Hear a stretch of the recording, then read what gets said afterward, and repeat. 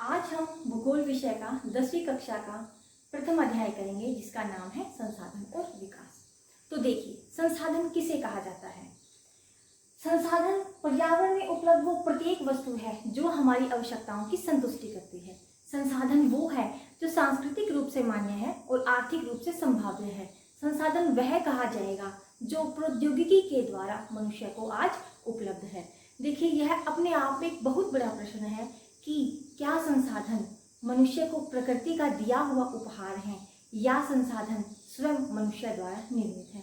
बहुत से लोग यही सोचते हैं कि संसाधन मनुष्य को प्रकृति की दी हुई देन है, लेकिन यह बिल्कुल गलत है, क्योंकि प्रकृति ने मनुष्य को वस्तुएं दी, मनुष्य ने उन वस्तुओं का इस्तेमाल किया, प्रौद्योगिकी का सहारा लिया ताकि उसकी आर्थिक विकास की गति तेज हो सके और इन संसाधनों का निर्माण करने के लिए मनुष्य ने बहुत सी संस्थाओं को बनाया। एक उदाहरण के द्वारा हम समझते हैं, डायनासोर पृथ्वी पर आया, मनुष्य भी आया। जब डायनासोर पृथ्वी पर आया था तभी भी वही पदार्थ, वही वस्तुएं, वही खनिज उस समय भी विद्यमान थे, लेकिन एक बुद्धिहीन प्राणी होने के कारण डायनासोर यह पता नहीं लगा पाया कि ये पदार्थ संसाधनों में किस प्रकार बदले जाएंगे। लेकिन मनुष्य जो बुद्धिमान प्राणी है उसने प्रौद्योगिकी का सहारा लिया, संस्थाओं का निर्माण किया और आज हमें बहुत से संसाधन उसी कारण उपलब्ध हैं।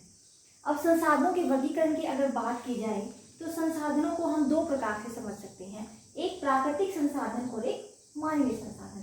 प्राकृतिक संसाधन दो प्रकार के होते हैं, नवीनीकरणीय और अनवीनीकरणीय।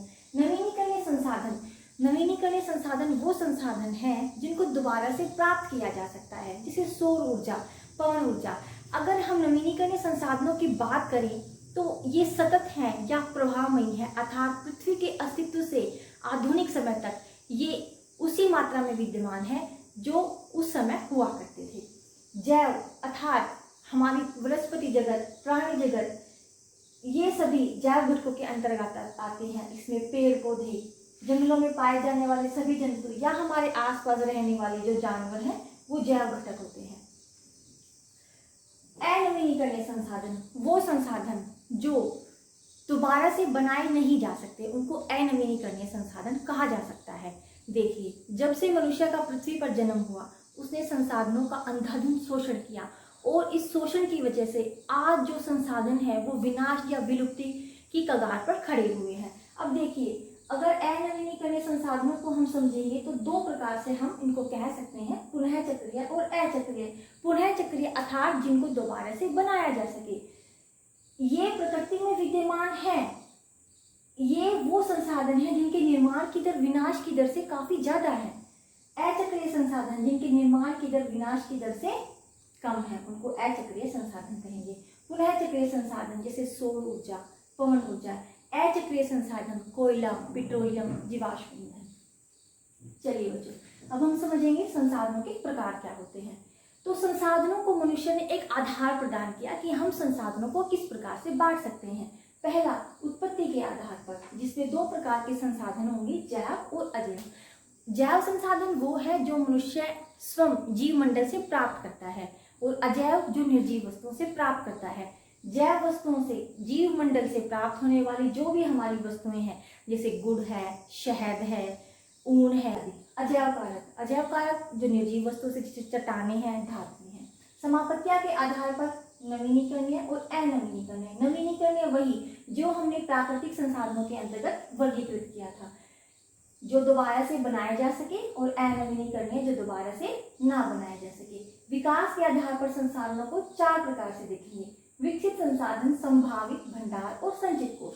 विकसित संसाधन कौन से होते हैं? विकसित संसाधन वो संसाधन है जिसका मनुष्य ने एक मात्रात्मक और गुणात्मक विकास कर लिया है, वो भरपूर मात्रा में मनुष्य के पास उपलब्ध है। मनुष्य वो भौगोलिक परिस्थितियां जांचता है जिसमें उन संसाधनों का बहुत अच्छे से विकास हुआ है और हम प्रौद्योगिकी का प्रयोग कर उनको और अधिक विकसित कर सकते हैं। अगर विकसित संसाधनों की बात की जाए तो हमारे भारत देश में दो प्रांत, राजस्थान और गुजरात में सौर संयंत्रों की स्थापना की जा चुकी है, जो इस बात का प्रतीक है कि यहाँ पर जो ये संसाधन है, जो नवीनीकरणीय संसाधन है, वो प्रचुर मात्रा में उपलब्ध है। इसे समझते हैं संभावित संभावित संसाधन। संभावित संसाधन वो संसाधन हैं जिनकी प्रकृति में पाए जाने की संभावना है। मनुष्य के पास जो प्रौद्योगिकी उपलब्ध है उससे वह अनुमान लगा सकता है कि वो संसाधन को प्राप्त कर सकता है। जैसे संभावित संसाधन में क्या है, अभी भारत में जो नेशनल हाईवे पर जितनी भी गाड़ियां चलती हैं वो गाड़ियां चलते समय ऊष्मा उत्पन्न करती हैं, साथ में भूमि के ऊपर, सड़कों के ऊपर दबाव डालती हैं, जिसका इस्तेमाल हम विद्युत पैदा करने में कर सकते हैं, और इसको बीजो प्रौद्योगिकी का नाम दिया गया है। अगला है हमारा भंडार। भंडार वो है जो प्रकृति में उपलब्ध हैं, लेकिन अगर मनुष्य टेक्नोलॉजी का इस्तेमाल नहीं कर पाता है या उन्नत टेक्नोलॉजी का विकास नहीं कर पाता है तो इन संसाधनों का विकास ठीक से नहीं हो पाएगा। संभावित संसाधनों में जैसे जल दो चीजों से बना हुआ है, दो यौगिकों से बना हुआ है, हाइड्रोजन और ऑक्सीजन।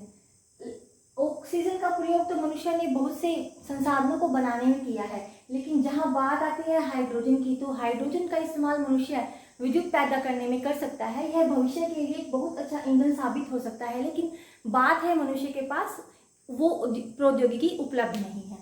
अगला है संचित कोष। संचित कोष में हम उन संसाधनों को शामिल करेंगे जो संसाधन प्रकृति में मौजूद हैं। हमारे पास वो टेक्नोलॉजी है जो इन संसाधनों को निष्कर्षित कर सकती है, लेकिन बात है वो संसाधन हमारे पास सिर्फ सीमित मात्रा में है।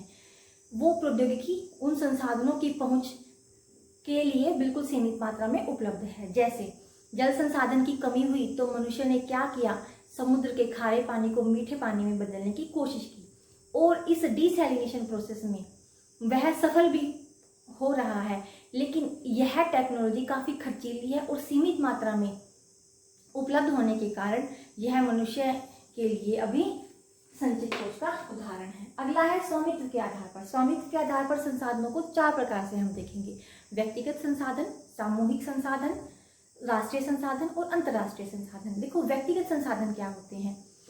मनुष्य के पास अपनी आधिकारिक चीजें हैं, जैसे उसका अपना घर है, अपना मकान है, तो ये वो सभी संसाधन जो मनुष्य के निजी अधिकार के हैं उन्हें हम व्यक्तिगत संसाधन कहेंगे। सामुदायिक संसाधन, जिन पर किसी एक व्यक्ति का अधिकार ना होकर पूरे समाज का समन्वित रूप से अधिकार होता है, जैसे हमारे गांव की शामलाट भूमि जहां पर मुर्दों को जलाया जाता है, वो क्या है? वो एक सामुदायिक संसाधन है। या शहरी भारत की बात करें तो वहाँ पर पिकनिक हॉटस्पॉट होते हैं, पार्क होते हैं जहाँ बच्चे जाते हैं, मनोरंजन करते हैं, तो वो क्या है? हमारे लिए एक सामुदायिक संसाधन है। देखो, राष्ट्रीय संसाधन की जहाँ तक बात की जाए तो राष्ट्रीय संसाधन राष्ट्रीय हितों को ध्यान में रखते हुए समझे जा सकते हैं। सारे के सारे संसाधन जो एक देश की भौगोलिक और राजनीतिक सीमाओं के अंतर्गत आते हैं वो सभी राष्ट्रीय संसाधन होते हैं। अब हमारी सरकार को ये अधिकार होता है कि वो किसी व्यक्ति विशेष से उसके आधिपत्य वाले व्यक्तिगत संसाधनों को अधिग्रहित कर सकती है और उसे समाज सेवा के लिए खोल सकती है। उदाहरण के लिए, अगर कहीं रेलवे लाइन बिछानी है या कहीं पेट्रोल पंप निकल आता है तो क्या करती है सरकार?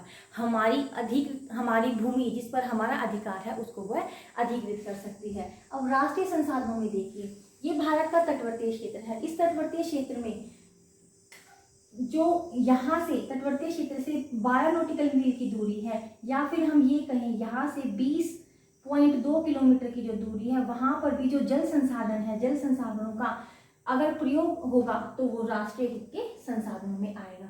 अंतर्राष्ट्रीय संसाधन वो है जिस पर किसी देश या राष्ट्र का अपना अधिकार नहीं है, बल्कि अंतर्राष्ट्रीय संसाधनों को इस्तेमाल करने के लिए एक अंतर्राष्ट्रीय संस्था आगे आती है जो यह नियमित करती है कि वो संसाधन किस प्रकार से इस्तेमाल कर सकते हैं।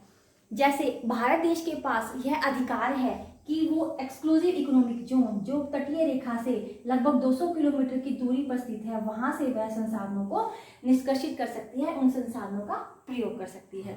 क्लियर? तो चलिए आगे चलते हैं। अब बात करते हैं संसाधनों के विकास की। देखो, मनुष्य ने क्या किया? मनुष्य के पास पदार्थ थे, उसने प्रौद्योगिकी का इस्तेमाल किया और उन पदार्थों को संसाधनों में बदल लिया। अब इससे क्या हुआ? मनुष्य की गुणवत्ता, उसके जीवन के रहने सहने का तरीका बदलता गया। तो इस प्रकार से मनुष्य ने क्या किया? जब उसके पास अपनी जीवन की गुणवत्ता बढ़ाने के तरीके थे तो उसने ये सोचा कि जो भी संसाधन आज मनुष्य के पास है वो उसको प्रकृति की दी हुई देन है। तो इस प्रकार उसने संसाधनों का अधिक से अधिक प्रयोग किया और संसाधनों का अंधाधुंध शोषण शुरू कर दिया। उस संसाधनों के अंधाधुंध शोषण से मनुष्य के सामने बहुत सी समस्याएं पैदा हुई। देखिए इन समस्याओं को हम देखते हैं। सबसे पहले है लालच और संसाधनों का ह्रास, अर्थात संसाधनों का जिस प्रकार से मनुष्य ने प्रयोग किया, वो देश जो आज विकसित देशों की श्रेणी में आते हैं वहां पर संसाधन भरपूर मात्रा में उपलब्ध है, वहाँ उन्नत प्रौद्योगिकी है। इस कारण वो जो समाज है वहाँ पर संसाधनों में काफ़ी बढ़ोतरी देखी गई, और वो देश जो कम विकसित हैं वहाँ संसाधनों का दोहन उतना नहीं है। साधन संपन्न और साधनहीन समाज, वही बात, जो समाज संसाधनों से तृप्त है, जहाँ पर संसाधन बहुत अधिक है, वो साधन संपन्न समाज है, और वो समाज जहाँ पर संसाधनों की कमी है वो साधनहीन समाज है। इस प्रकार संसाधनों के शोषण ने समाज को दो वर्गों, साधन संपन्न और साधनहीन समाज में बांट दिया।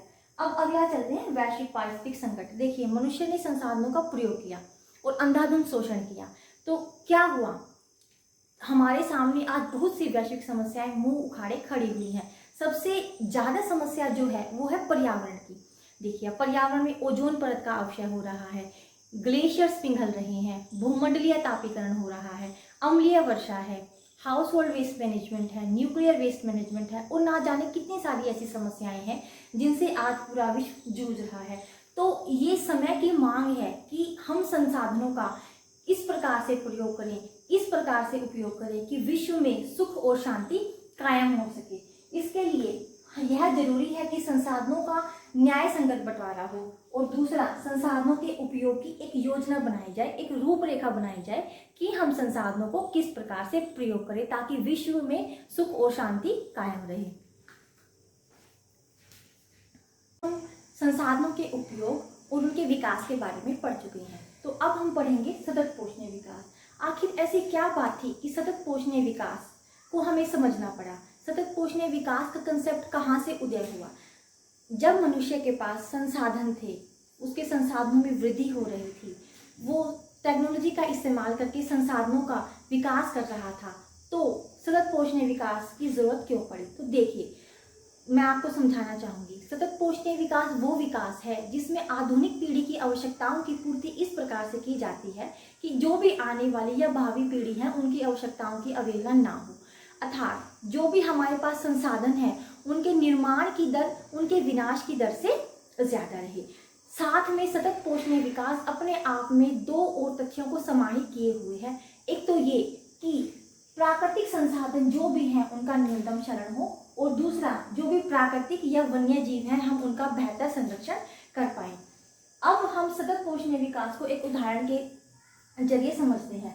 देखिए, एक मजदूर है, वो 200 रुपये बचाता है। 200 रुपये बचाने के पश्चात उसको खुशी का अनुभव होता है। वो आज खुश है कि उसके पास जो भी संसाधन थे उसका उसने बेहतरीन उपयोग किया और 200 रुपये उसने बचाए। फलस्वरूप क्या करता है, वो घर जाता है, शराब पीता है, शराब पीकर सो जाता है, और उसके परिणाम स्वरूप रिजल्ट क्या आता है कि जो उसका स्वास्थ्य है उस पर नकारात्मक प्रभाव पड़ता है। तो जब नकारात्मक प्रभाव ये उसके स्वास्थ्य पर पड़ा, तो ये क्या है, जो विकास है वो नकारात्मक दिशा में हुआ, ना कि सकारात्मक दिशा में। अब दूसरा एग्जाम्पल लेके देखते हैं। मान लीजिए एक मजदूर है, वो 500 रुपये बचाता है। 500 रुपये बचाने के पश्चात 100 रुपये वो बैंक में डिपॉजिट करता है ताकि उसकी भविष्य में आने वाली जरूरतों को पूरा किया जा सके। 100 रुपये वो शिक्षा और स्वास्थ्य के क्षेत्र में खर्च करता है। और तीसरा, वो 100 रुपये से क्या करता है, उत्तम भोजन करता है। अब ये मजदूर है, ये चाहता है कि वो मजदूरी ना करे, वो एक तकनीकी विशेषज्ञ बन जाए। तो जब वो तकनीकी विशेषज्ञ बनना चाहेगा तो वो उसने क्या किया, अपने संसाधनों का बेहतरीन प्रयोग किया। बेहतरीन प्रयोग कैसे किया? 100 रुपये का उसने उत्तम भोजन किया ताकि उसका स्वास्थ्य बेहतर बने। 100 रुपये उसने शिक्षा के क्षेत्र में लगाए ताकि वो तकनीकी विशेषज्ञ बन सके। 100 रुपये उसने बैंक में लगाए ताकि वो अपनी भविष्य में आने वाली जो भी जरूरत है उनको पूरा करे। अब जब वो तकनीकी विशेषज्ञ बनता है तो वो क्या करता है, टेक्नोलॉजी का इस्तेमाल करता है, यानी कि जो टेक्नोलॉजी आज उसके पास है उसमें वो बेहतरीन प्रयोग करना चाहेगा। और बेहतरीन प्रयोग के साथ क्या होता है, पर्यावरण को क्षति होती है, पर्यावरण हमारा डिग्रेड होता है। तो इस प्रकार से क्या हुआ, यहाँ पर भी पहले वाले उदाहरण की तरह जो विकास है वो क्या रहा, नकारात्मक रहा। लेकिन सतत पोषणीय विकास क्या कहता है कि नकारात्मक विकास है वो विकास नहीं है। नकारात्मक विकास एक ऐसा विकास है जो मनुष्य की प्रगति को बाधा करता है। अब देखिए, जब हमारे सामने संसाधनों का अंधाधुंध शोषण मनुष्य ने किया तो क्या हुआ, मनुष्य के सामने बहुत सी समस्याएं पैदा हो गई। और अब सबसे बड़ी समस्या जो सतत पोषणीय विकास के अंतर्गत थी वो थी पर्यावरण संरक्षण की समस्या, हमारी जैविक विविधता की समस्या कि हम अपनी जैविक विविधता को किस प्रकार से संरक्षित कर पाए। तो 1992 जून 1992 की बात है कि जब 100 देशों से भी अधिक के महाद्वीप के ब्राजील देश में रियो डी जेनेरियो में इकट्ठे हुए और उन्होंने कुछ निर्णय लिए। उन निर्णयों में देखिए क्या शामिल था कि पर्यावरण संरक्षण को किस प्रकार से बेहतरीन बनाया जाए। जो भी सामाजिक आर्थिक समस्याएं आज मनुष्य के सामने खड़ी हुई हैं उन समस्याओं से किस प्रकार निपटा जाए। हम पिछली स्लाइड में हमने पढ़ा कि जो मनुष्य के सामने सामाजिक समस्या थी संसाधनों को लेकर वो थी कि समाज दो भागों साधन संपन्न और साधनहीन में बट गया था। परिणाम स्वरूप मनुष्य के सामने आर्थिक विकास की दर उन देशों में ज्यादा रही जो विकसित थे और वो देश गरीब रह गए जहाँ संसाधनों की उपलब्धता कम थी या जहां मनुष्य प्रौद्योगिकी का इस्तेमाल नहीं कर पाया।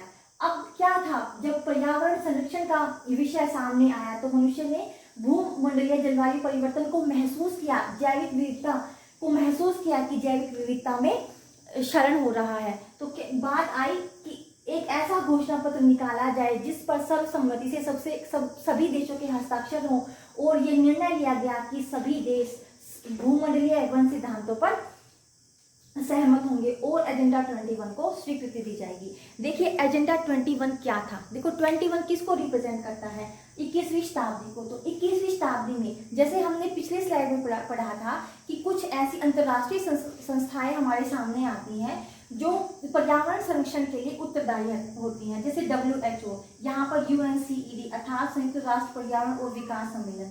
तो ये संस्था रही जिसने एजेंडा 21 का कार्यभार संभाला और एजेंडा 21 में जो निर्णय लिए गए वो थे कि सभी लोगों के समान हितों, उनकी पारस्परिक आवश्यकताओं और सम्मिलित जिम्मेदारियों के द्वारा हमारे पर्यावरण में जो भी क्षति थी या जो लोग गरीब थे या जो भी बीमारियां थी उनसे किस प्रकार से वैश्विक सहयोग के द्वारा निपटा जाए।